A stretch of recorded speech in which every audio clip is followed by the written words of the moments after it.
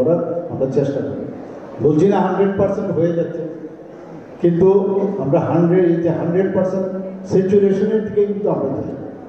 এখানে সাংবাদিক বন্ধুরা আছেন, আপনারা নিশ্চয়ই দেখেছেন যে প্রতিটা ক্ষেত্রে আমরা এই সরকার যা যা বলে সেগুলো কিন্তু করার আমরা চেষ্টা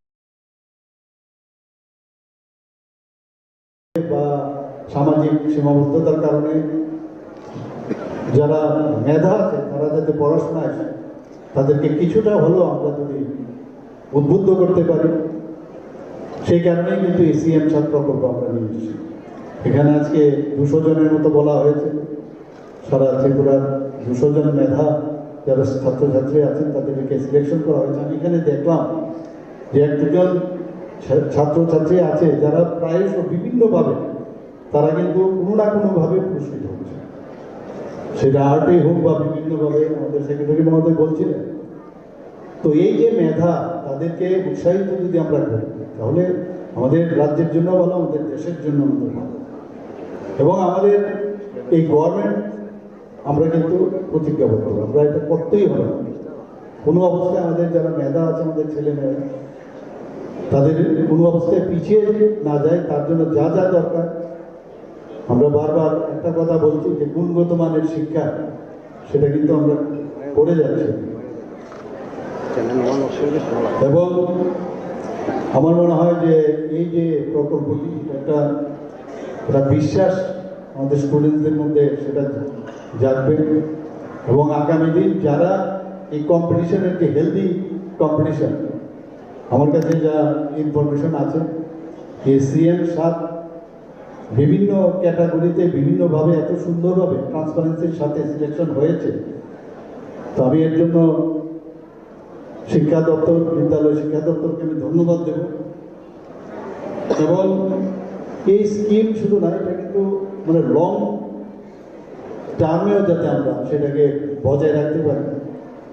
আমরা আমাদের এই সরকার আসার পর আপনারা খেয়াল করেছেন যে যে প্রকল্পগুলো হয়েছে আমরা কিন্তু সেইগুলোকে কন্টিনিউয়াসলি আমরা কিন্তু সেগুলো আমরা তার উপর কাজ করে যাচ্ছি।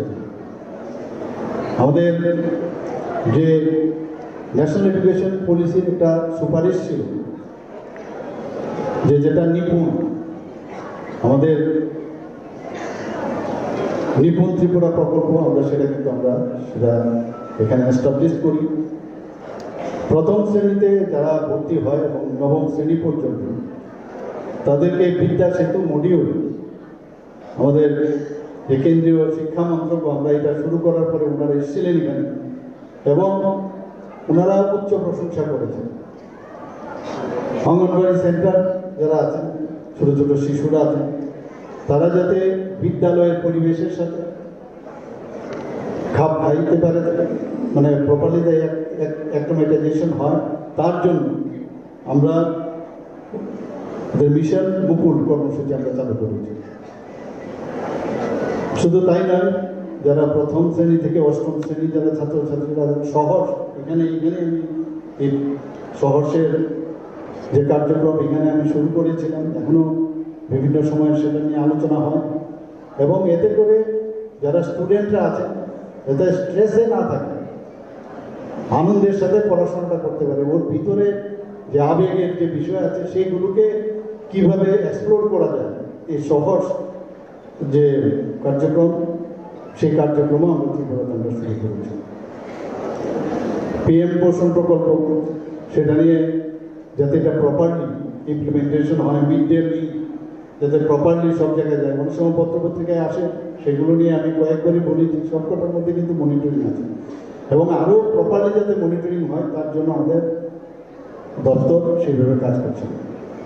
আমরা বিদ্যাজ্যোতি যে স্কুল আমরা রূপান্তর করেছি প্রায় 125টা, আমরা সবাই জানি। এবং এটা নিয়ে প্রথম ইনিশিয়ালি অনেক কথাবার্তা হয়েছে, কিন্তু সেই জায়গায় গত যে পরীক্ষার রেজাল্ট বেরোবে, পাশের হার কিন্তু অনেক অনেক বেশি বেড়েছে। 9 ক্লাসে যারা মেয়েরা পড়ে তাদেরকে আপনারা দেখেছেন বিনামূল্যে আমরা বাইসাইকেল আমরা দিচ্ছি। এখন পর্যন্ত প্রায় 1,22,000-এর উপরে আমরা সেই বাইসাইকেল আমরা দিচ্ছি। Chief ministers annual state award for academic excellence যে প্রকল্প, সেখানে আমরা প্রায় 700-র উপর যারা মেধাবী শিক্ষার্থীরা আছেন সেখানে তাদেরকে আইপ্যাড বা ট্যাব জায়গা বলে সে আমরা দিয়েছি। পিএমসি স্কুল, এটার মধ্যে অনেকগুলো বেনিফিট আছে, তো প্রায় 80-র উপরে 84-এর মতো প্রায় আমরা সেটাকে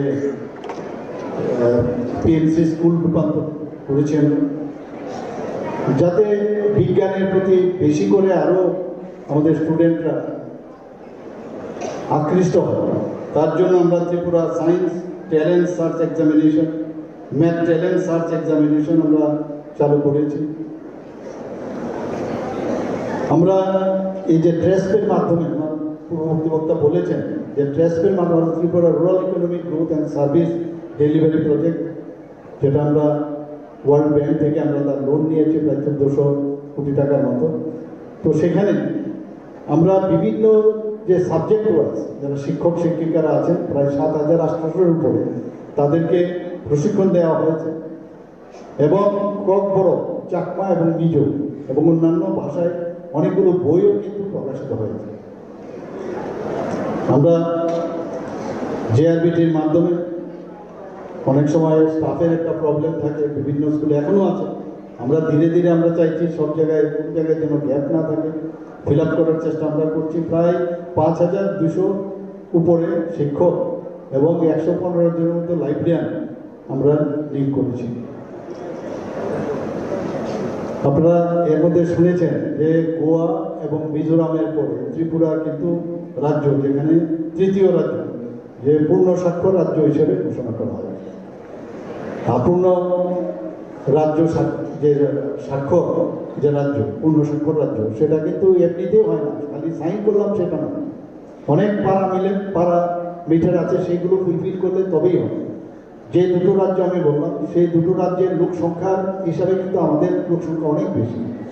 তো তার সেই জায়গায় এখানে 95.6% আমাদের যে 23শে জুন 2025-এ আমাদের তৃতীয় পূর্ণ স্বাক্ষর রাজ্য হিসেবে ঘোষণা করা হয়। মুখ্যমন্ত্রী কন্যা তনুর আমরা যোজনা শুরু করেছিলাম, সেখানেও ডিবিএসসি এবং সিবিএসসি যারা আমাদের ছাত্রছাত্রীরা যারা দ্বাদশ মান উত্তীর্ণ হয়েছে, প্রায় 140 মেধাবী ছাত্রছাত্রীদের বিনামূল্যে আমরা স্কুটি দিয়েছি। ত্রিপুরাতে আগে আমাদের এখানে আমাদের সময় এত কোনো ইউনিভার্সিটিও ছিল না, বোর্ডও ছিল না।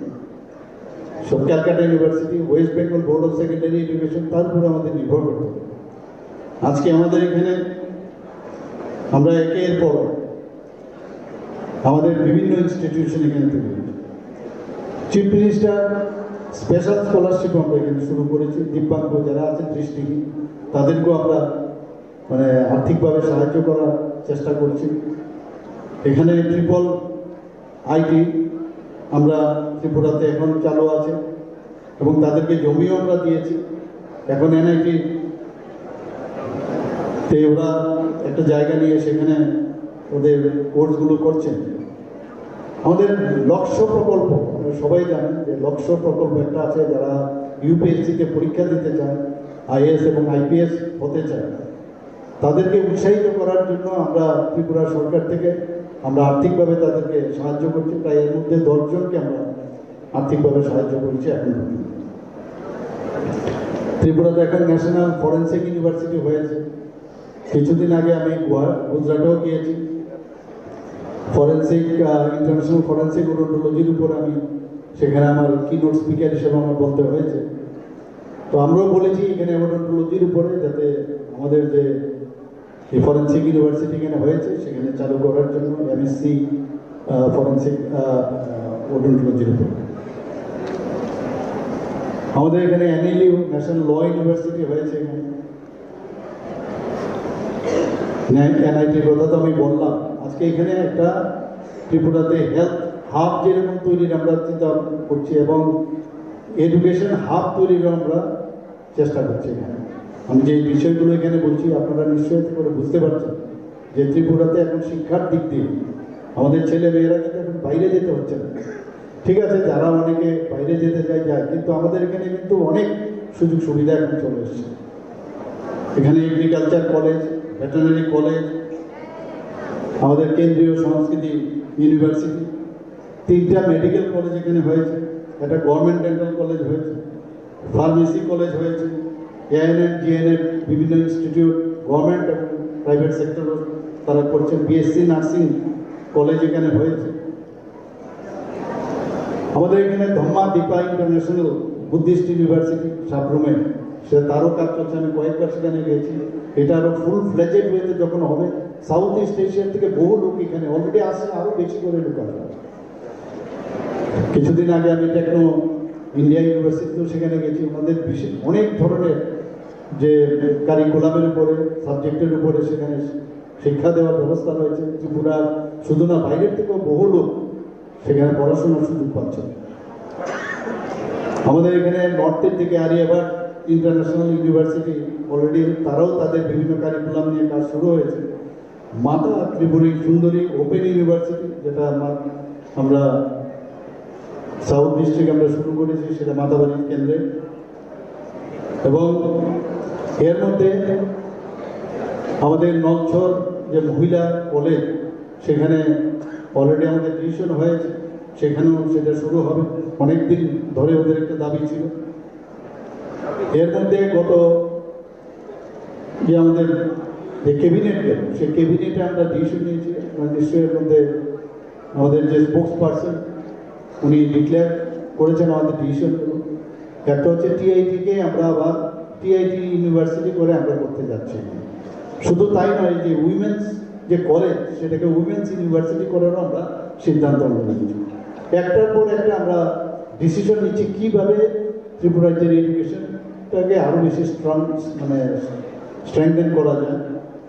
আজকে এখানে যারা ছেলেমেয়েরা যারা এখানে আজকে সিএম সাব প্রকল্পে উৎসাহিত করার জন্য একটা চেষ্টা, একটা সাহায্য, আমি বলছি না এটা দিয়ে একবারে অনেক কিছু হবে, কিন্তু আমরা তাদেরকে উদ্বুদ্ধ করতে চাই, অন্যরাও যাতে উদ্বুদ্ধ হয়। একটা হেলদি যে কম্পিটিশন, সেটা যেন আগামী দিন হয়, এবং তাদের যে প্রতিভা এবং উদ্দীপনা, আমি আশা করি এই রাজ্যে আমাদের ভবিষ্যৎ। আমরা এক ত্রিপুরা, শ্রেষ্ঠ ত্রিপুরা আমরা বলছি, কিন্তু ওদের ছাড়া কোনো দিন ত্রিপুরাকে আমরা শ্রেষ্ঠত্বের অধিকারে প্রতিষ্ঠিত করতে পারব না। আজকে এখানে যারা সিএম সাহেব এই প্রকল্পের অধীনে যারা যারা প্রাইজ পেয়েছেন, তাদেরকে আমি আন্তরিক অভিনন্দন ও শুভেচ্ছা, এবং যারা অভিভাবকরা এসছেন তাদেরকেও আমি অভিনন্দন করব। এবং এই ডিপার্টমেন্টকে আমি সত্যি ওনাদেরকে আমি ধন্যবাদ দেবো যে এই ধরনের একটা প্রোগ্রাম এবং বারবার ওনারা যেভাবে কাজ করছেন, আমি ধন্যবাদ দিয়ে আমার কথা বলা শেষ করছি। নমস্কার, জয় হিন্দ। অসংখ্য ধন্যবাদ জানাই রাজ্যের মাননীয় মুখ্যমন্ত্রী প্রফেসর ডক্টর মানিক সাহা মহোদয়কে। মহোদয়ের তথ্যবহুল আলোচনার মধ্য দিয়ে আমরা আরো একবার সমৃদ্ধ হলাম, আমরা ঋদ্ধ হলাম। মহোদয়